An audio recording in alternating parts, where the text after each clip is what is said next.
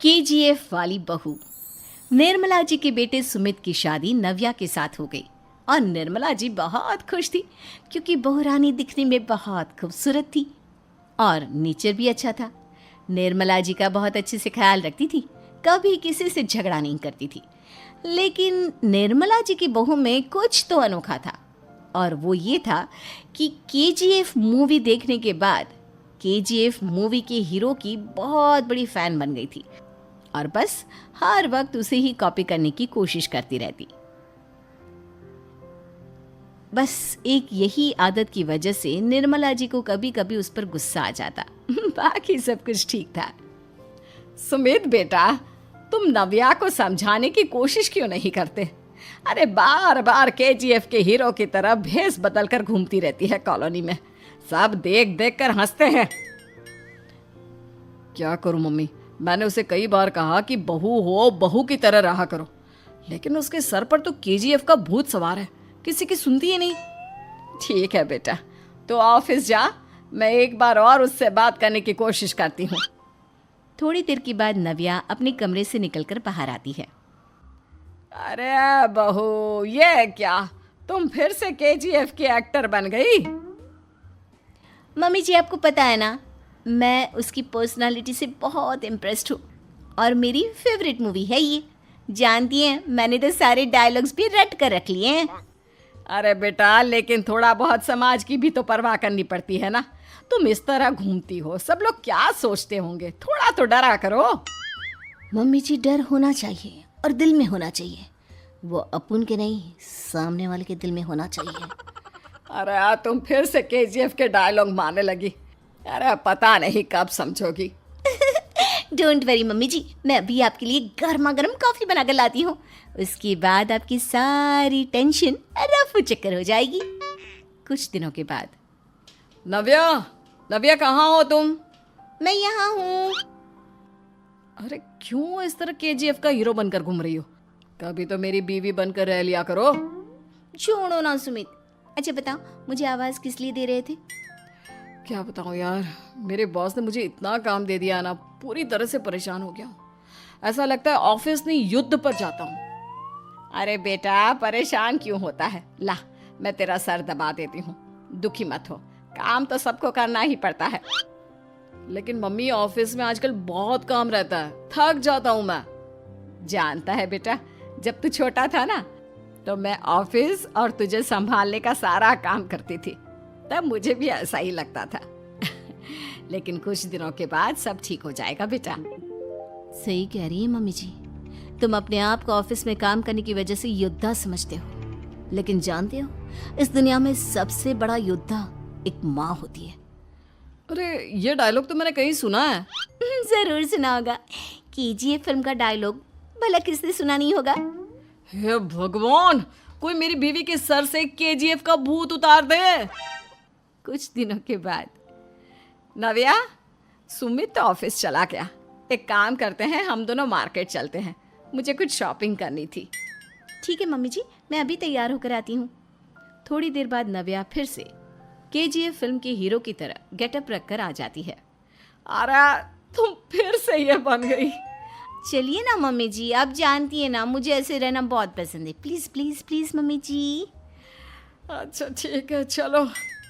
Market में निर्मला जी को उनकी एक सहेली मिलती है। अरे निर्मला, ये तुम किसे साथ में लेकर घूम रही हो? लगता है फिल्म का हीरो निकलकर तुम्हारे साथ आ गया है। मेरी बहन, क्या बताऊं, ये फिल्म का हीरो नहीं है।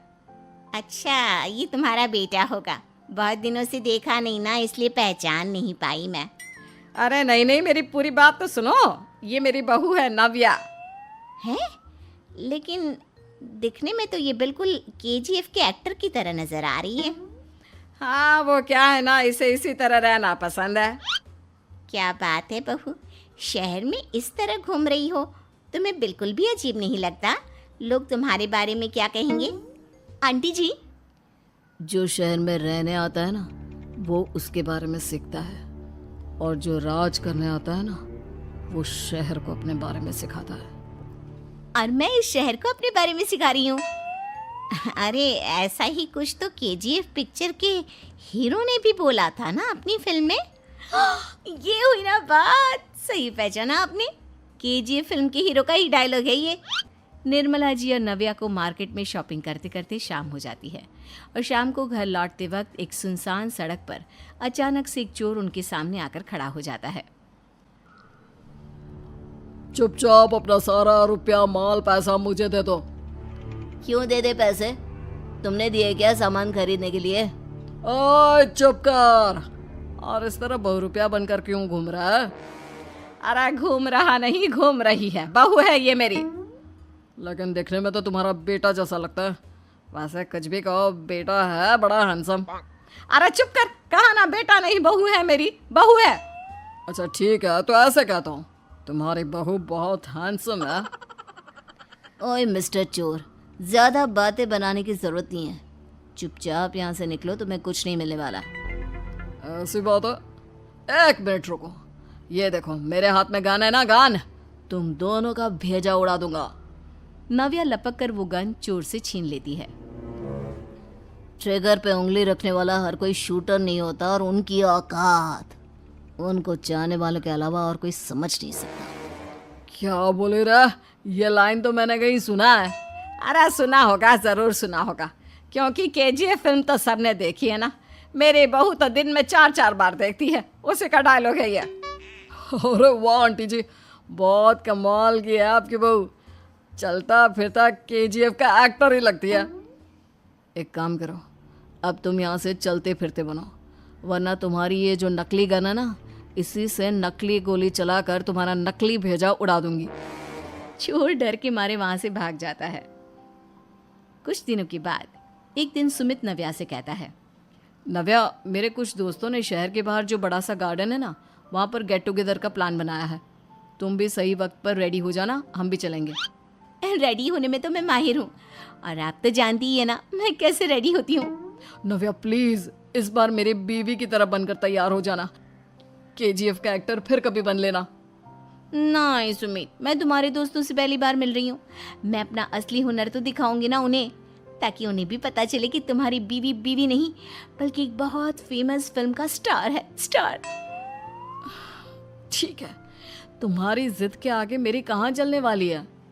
और फिर सुमित अपनी बीवी को लेकर अपने दोस्तों के पास पहुंचता है। यह है मेरी पत्नी नव्या। अरे मुझे तो लगा ये तुम्हारा कोई नया दोस्त है।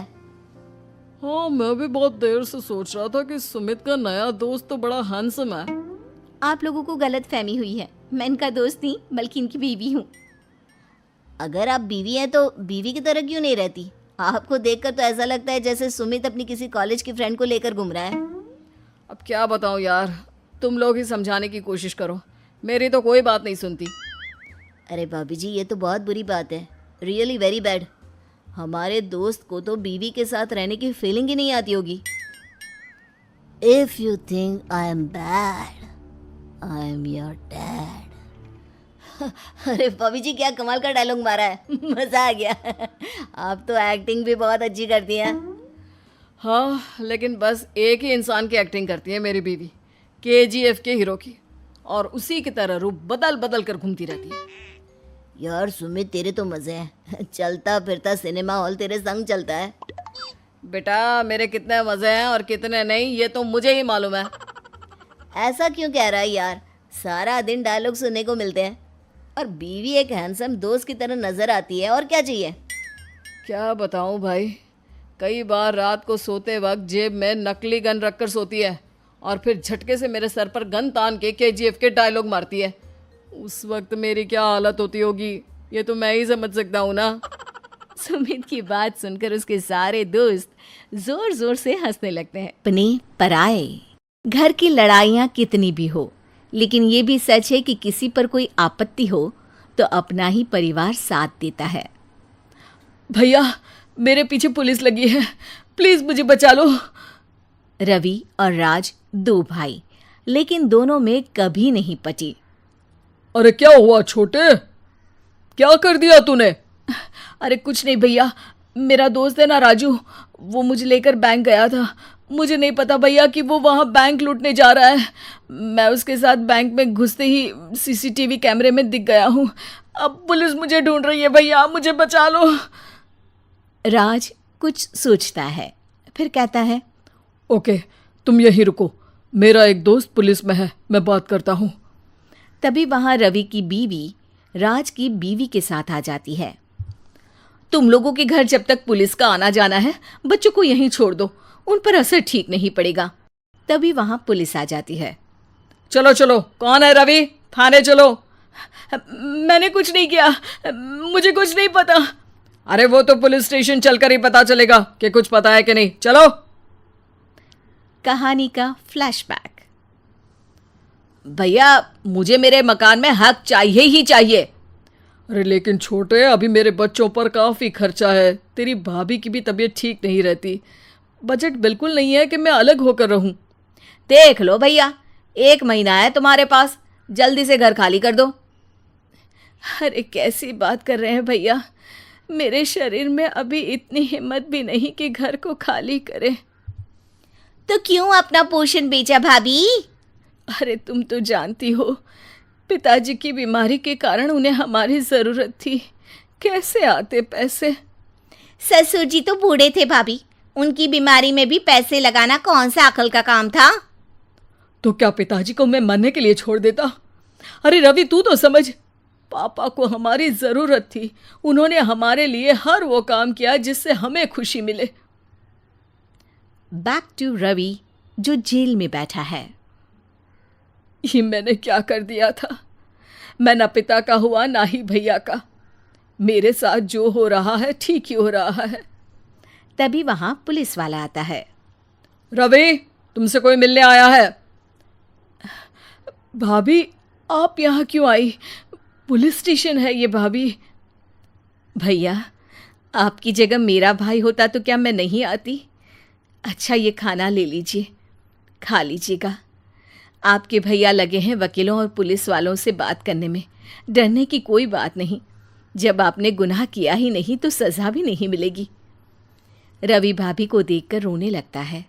घर में साक्षी चुपचाप बैठी होती है कि तभी सोनम कहती है, अरे साक्षी, क्या हुआ? परेशान क्यों हो रही हो? भाभी, अभी अभी पुलिस स्टेशन से खबर आई है, इन्हें बड़े जेल में शिफ्ट किया जा रहा है। मैं क्या करूंगी भाभी? रो मत, हम अच्छे से अच्छा वकील करेंगे।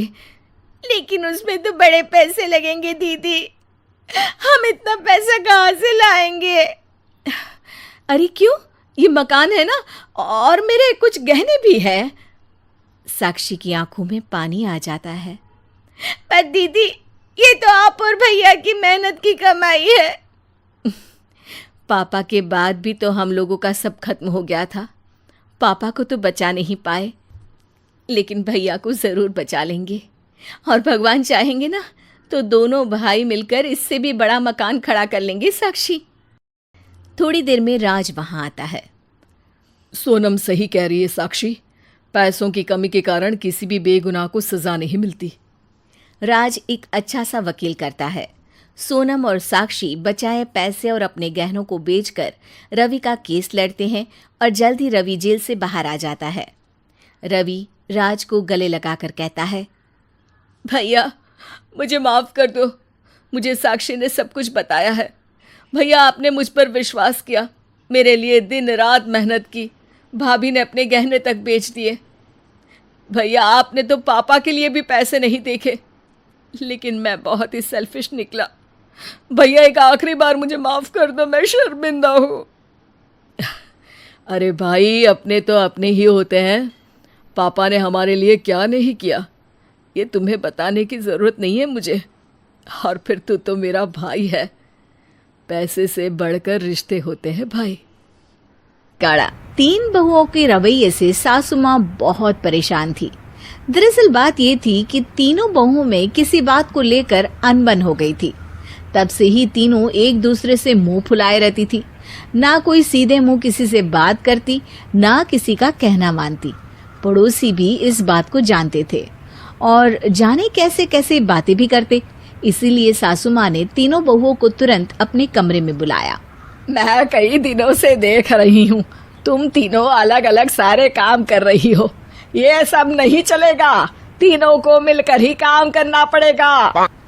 सास की बात सुनकर एकदम से बड़ी बहू बोल उठती है, नहीं मम्मी जी, मैं इन दोनों के साथ कुछ नहीं कर सकती। मैं इस घर की बड़ी बहू हूँ, फिर भी ये मेरा कहना बिल्कुल भी नहीं मानती। अरे जेठानी जी, जानबूझकर मुझे डबल काम करवाती है आप, और छोटी मुझसे टेढ़े मुंह ही बात करती है। इन दोनों के बीच हमेशा सैंडविच बन जाती है मेरी, और मैं हमेशा आलू की तरह बीच में मसली जाती हूँ। मम्मी जी, इन दोनों को लगता है कि मैं छोटी हूँ तो इनके पैरों तले दब जाऊंगी, लेकिन नहीं, मेरा भी उतना ही अधिकार है जितना इन दोनों का है। बड़ी आई दोनों मेरी चुगली करने के लिए, मुझे क्या कम समझ रखा है। तीनों बहू एक दूसरे से बहस करने लगती है और सास दोबारा ये देखकर टेंशन में आ जाती है और सबसे कहती है, चुप हो जाओ, अब से तुम तीनों सारे काम एक साथ करोगी, आंख बंद करके एक दूसरे की बात सुनोगी। तुम तीनों इस बात को गांठ बांध लो, वरना अगली छुट्टियों में तुम्हारा अपना मायके जाना कैंसिल। सास की बातें सुनकर डर के मारे तीनों हामी भर देती हैं। जी मम्मी जी, मैं समझ गई। हाँ मम्मी जी, जैसा आप कहें, आप जो कहेंगी मैं वही करूंगी। तीनों बहू सास की बात को गांठ बांध लेती है और वादा करती है कि अब से सारे काम वो तीनों एक साथ मिलकर ही करेंगी। ये सब देखकर सास खुश हो जाती है और वहां से चली जाती है। नीचे जाकर वो देखती है कि घर में शर्मा जी आए हुए होते हैं। सास जोर से आवाज लगाकर कहती है, अरे बहू, जरा चाय बनाकर तो लाना, शर्मा जी आए हैं। सास की बात सुनकर तीनों बहू तुरंत किचन की ओर भागती है और चाय बनाना शुरू कर देती है। मुझे तो एकदम मसाले वाली कड़क चाय पसंद है, तो हम शर्मा जी के लिए मसाले वाली चाय ही बनाएंगे। अरे नहीं दीदी, गर्मी के मौसम में मसाला चाय कौन पीता है? मैं तो शर्मा जी के लिए इलायची वाली चाय ही बनाऊंगी। ये कैसी बात कर रही हैं आप दोनों? मेरी मम्मी ने सिखाया है कि मेहमान को ज्यादा दूध और शक्कर वाली चाय देनी चाहिए, वरना वो घर वालों को कंजूस समझते हैं। तो मैं तो शर्मा जी को ऐसी ही चाय दूंगी। तीनों बहुएं अपने अपने तरीके से चाय में शक्कर, मसाला, पत्ती सब डाल देती है। उबलने के बाद तीनों मिलकर चाय बाहर लेकर जाती है और शर्मा जी और सासू माँ को देती हैं। चाय पीने के बाद शर्मा जी सासू माँ को देखकर शर्मा जाते हैं और शर्मिंदा महसूस करते हैं कि आखिर उन्होंने चाय पीने के लिए हामी क्यों भरी। सासू माँ भी चाय पीना शुरू करती है और कहती हैं, अरे बहू, ये कैसी चाय बनाई है? चाय है या मीठे दूध की बासुंदी? हाँ, चाय अच्छी नहीं लगी क्या? कोई बात नहीं, हम पराठा बनाकर लाते हैं। चलो चलो अंदर। हाँ हाँ चलो। हाँ, आती हूँ मैं भी। नहीं नहीं, मेरा पेट चाय ने ही चौपट कर दिया, वही काफी है। पराठे से पोपट नहीं करवाना, मैं तो चलता हूँ। शर्मा जी चुपचाप पतली गली से निकल जाते हैं। अगले दिन सास बहुओं से कहती है, अरे बहू, जाओ जाके ऊपर के गेस्ट हाउस की सफाई कर दो। कल हमारे यहाँ मेरे दूर के रिश्तेदार आने वाले हैं, तो पूरे कमरे को चमका देना, समझी? तीनों बहू सास की बात को मानकर ऊपर सफाई करने चली जाती हैं और तीनों कमरे की सफाई चालू कर देती है। बड़ी बहू मकड़ी के जाले साफ करती है, तो बीच वाली झाड़ू लगाना और छोटी वाली सर्फ डालकर जमीन धोना शुरू कर देती है। अरे दीदी, जेठानी जी, अभी मैंने पूरी फर्श धोई और आप फिर से धूल नीचे गिरा रही हैं। और मछली जेठानी जी, आप बिना झाड़ू की धूल यहाँ छटक रही हैं। अरे तीनों को साफ करना है, एक साथ सफाई करते हैं ना। अरे वही तो, हम साथ साथ हैं, घर साफ साफ है। तीनों बहू ऐसे ही काम में उलझ जाती है और 2 घंटे तक एक ही कमरे की सफाई करती रहती है। बहुत देर से अपनी बहुओं को ना देखने के कारण सास ऊपर कमरे में उन्हें देखने जाती है, लेकिन कमरे में घुसती ही वो गीली फर्श पर फिसलने के कारण नीचे गिर जाती है। ओरी मोरी मैया, हड्डी मरोड़ के रख दी। आए मेरी तो कमर ही टूट गई रे। तीनों बहुएं सास को उठाती हैं और बिस्तर पर सुला देती है। अरे मेरे हाथ पैर दर्द कर रहे हैं, दबा दो आराम मिलेगा। हाँ जी माँ जी। अरे जी माँ जी माँ जी। और तीनों बहुएं एक साथ सास के हाथ को दबाना शुरू कर देती हैं। माँ की तो चीख ही निकल जाती है और नतीजा ये होता है कि सास के बचे हुए शरीर में भी दर्द उठ जाता है। हाय राम, ये क्या कर दिया तुम तीनों ने। अरे मेरी तो किस्मत ही फूटी है कि तुम जैसी बहुएं मुझे मिली। हे भगवान, पूरे शरीर में दर्द बढ़ गया है। अब तो पता नहीं कि चल भी पाऊंगी या नहीं। माफ करो, मुझे गलती हो गई मुझसे कि तुम तीनों को एक साथ काम करने के लिए बोला। सोचा था तीनों मिलके अच्छे से काम करेगी, लेकिन बड़े बुजुर्ग सही कहते थे कि 3 तिगाड़ा काम बिगाड़ा।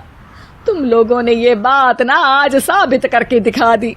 तुम तीनों को तो समझाना यानी मानो भैंस के आगे बीन बजाना है। तुम्हें अकेले अकेले काम करना है ना, तो अब से तुम अकेले ही अपना अपना काम करो। तीनों बहुएं वहां से जाने लगती है। अरे कहाँ जा रही हो? आप ही ने तो कहा कि अपना अपना काम करो, तो मुझे मुल्तानी मिट्टी लगानी है। अरे मुझे भी तो नेल पॉलिश लगानी है। मुझे ना मेहंदी लगानी है। सास अपना सर पीट लेती है और कहती है, अरे मुझे भी लगाना है कुछ। क्या माँ जी? क्या माँ जी? क्या माँ जी? तुम्हारे घर वालों को